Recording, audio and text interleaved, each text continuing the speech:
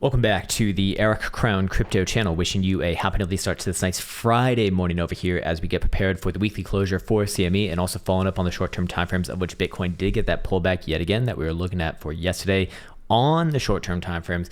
But what does that mean for today, and how are the higher timeframes starting to kind of shape up heading into next week? Anyways, with that in mind, I wanted to once again shill my good old Instagram and post a lot of Bitcoin trading and travel related content there. There is a link in the description below, and then also Bybit still has their promotion running for 0% fees on maker orders for spot and derivatives, of which I quite like that for derivatives. Anyways, let's just jump right into it right now. I want to start off with the lower term timeframes, as we were looking for a short-term pullback based off of the bearish divergence, and also just a test of the range highs on the 4-hour time frame yesterday. That was a move back down to about 19,900 or so. Bitcoin wicking a little bit below that in the early morning hours today, but ultimately this is all just relevant for the short-term timeframes, not for the higher-term timeframes. But here's the thing. As we do start to observe incredibly low BBWP on the 4-hour time frame, just like I was saying yesterday, if we're going to be looking for this move, it's probably going to be happening today, Friday, not yesterday. So yesterday was a range day. That's kind of why I was saying that over here. Today is a likely resolution day. So what would resolution look like? Well, it's the same thing as before, and then we'll talk about biases on top of this, but the resolution in this case to the downside would look like a 4-hour time frame closure below essentially the spike low that we did see on the 5th, that being Wednesday for CME, which is about 19,750 or so. Any sort of a closure below there, and yes, I would call this a resolution to the downside. Very likely short-term targets back down to the median of the range, which is low 19s, and then does Bitcoin make a full-on move back down to the bottom side of the overall range here in this blue box territory? Perhaps yes. I do think that that would be rather likely. But probably a bounce along the way at the low 19s. But ultimately, until we actually do get range resolutions here, there is still a possibility that we do see upside continuation. In fact, if there is going to be upside continuation, I would say that is extremely likely to be happening today. That meaning that if Bitcoin does not have upside continuation today, the probability is going to start to really align with a nice little trap move right here, and then likely a move to the bottom side of the range. But what would essentially resolution to the upside of the range be? Well, same thing as before. 4-hour closure minimum, preferably a higher term time frame, as we are going to likely be looking at a big move if this does occur above the range highs, which is 20,500 on CME again. At that point, I would be looking for a quick move up at minimum to about 20,800 on CME, likely a short-term stop there, and then continuation to about 21.4 to 21.5 region, with likely more on top of that as well. But I am getting a bit ahead of myself right here. So with that in mind, while we do observe 4-hour lows on BBWP, it's also on the 6-hour as well, I believe. Yes, indeed it is, and maybe even the 12-hour, is trending down here, and of course the daily is on extreme lows as well. So we're looking at a confluence of many different timeframes, both low and high in this case. And if we go measure this up against short-term time frame, medium-term time frame, stochastic momentum, I would say that things kind of are starting to shift to the downside here. 12-hour time frame is going to show downside momentum with any sort of a closure below 20,350. That one closes in 2 hours, 58 minutes, and 13 seconds. 6-hour time frame is going to shift, or sorry, is not shifting, but is already to the downside as long as Bitcoin's below basically that same pivot, 20,400 in this case.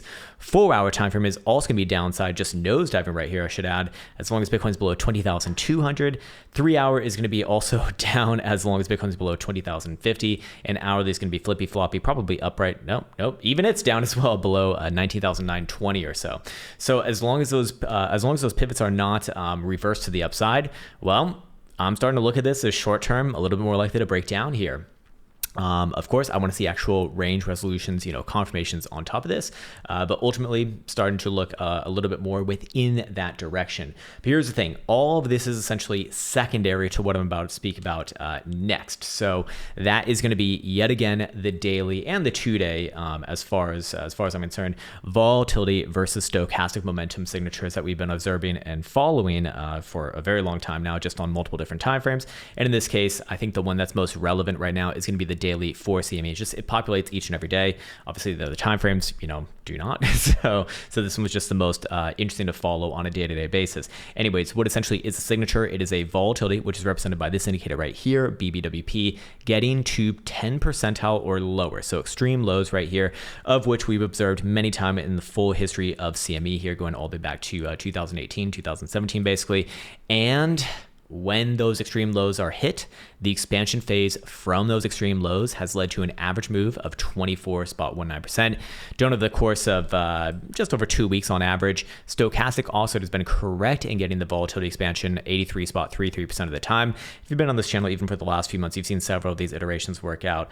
You've all seen one of them not work out as well, which is always very fun. Like sometimes I read my Twitter, which is just a terrible idea to be doing, and then I'll see someone be like, "Looks like those stats didn't work out, bro." This is like, okay, well, if you understand how statistics works, it's 83.33%. It's not 100%, but still pretty fucking good nonetheless. Gives us a bit of a guide, or at least gives me a bit of a guide, and you can do with that however you please. Anyways, the reason why I continue to say that, hey, the longer that Bitcoin stays within this range without actually resolving it to the upside, the more and more likely it's going to naturally turn to the downside, is because the daily stochastic oscillator, which is currently still pointed north, by the way, the longer that it kind of continues up here without actually resolving these medium-term time frame ranges to the upside, it's just going to eat away at this and then naturally be more likely to turn down, and still awaiting volatility expansion over here. You know, that would naturally mean that these probabilities will apply probably to the downside if Bitcoin fails to break this today. I would actually go as far as saying that. You know, maybe if you're like super conservative, you wait for over the weekend.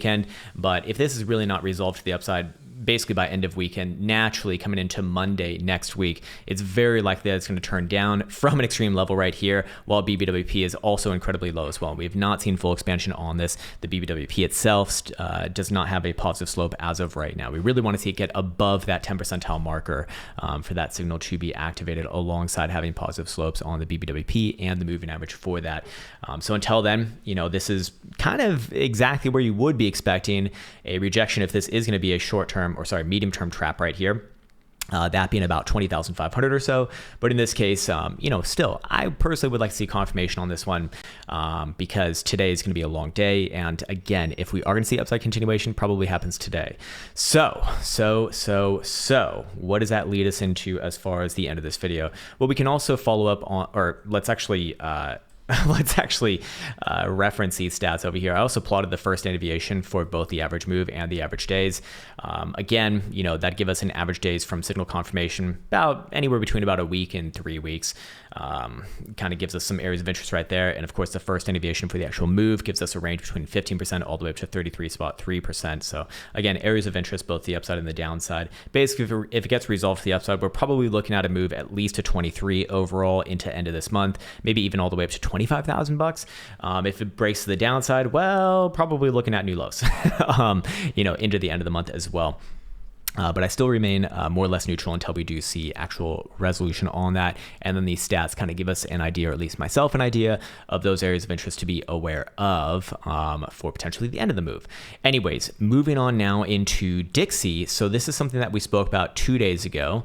We were looking for a bounce on this one, which was also giving us a bias on a pullback for Bitcoin. You know, this is an area where, again, if you are going to be looking at this, likely to put in a lower high, you'd probably be looking for lower highs between about 112.5 to 113, of which we do have a 112.5 tick for the high of today thus far. So that's essentially saying that, hey, if you're bearish on this, which means that you're probably going to be bullish on risk on assets, you're probably looking for it to reject somewhere right around here. It might try one more slight spike higher to 113, and then want to see this one coming back down into the end of the closure today, because today is the weekly closure. And if it does close below last week's low, which right now it's above, but last week's low is 111.5, then I would confirm this as a local high, thus confirming 3 drives of bearish evidence. As you can see right now, Caretaker's RSI does not have it plotted in there because it would not be. I mean, it needs to close below the last week's low for it to even be considered as potential local high here. But we are, you know, hitting extremes on BBWP on the weekly. This is typically what you do look for, at least what I look for on potential local highs. So I do think that it's in there, but it's going to be a long day left to go. So if you do see it start to close below that region, you're probably going to see an upside resolution on Bitcoin simultaneously. Vice versa, if you do see it close above that region as well. So again, a lot really depends upon how today closes. Until then, you know, it's more or less just kind of wishing, watching, and waiting around. We can also reference the 2-day time frame signal as well, I suppose. It's more or less kind of playing hand in hand with the daily. We do observe that 2-day, not BBWP, but the volatility, it's basically historical volatility percentile of stochastic momentum. So volatility of stochastic momentum is on the lows as well. We have not seen it turn up just yet, but again, the longer that Bitcoin kind of, hangs around here without actually making that move to the upside, the more and more likely these numbers are going to naturally switch to the downside. As of right now, the pivot is at 18,900. Obviously not super relevant towards current price action, and not even closing tonight as well. It's going to be Monday actually. So long time left to go on this one. So I don't think it's like super relevant to be speaking about right now. Anyways, those are the major things that I'm watching for, the next, I guess, major move in this very, very boring and uneventful market.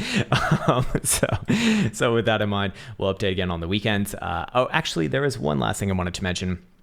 A few more things kind of, I suppose, pointing in the Bulaw's camp here, which would be one, CME weekly, which does close today, will have a chance to turn the weekly stochastic oscillator to the upside and also confirm bullish divergence on this between this low and this low, which would be rather powerful as long as Bitcoin closes above 18,840.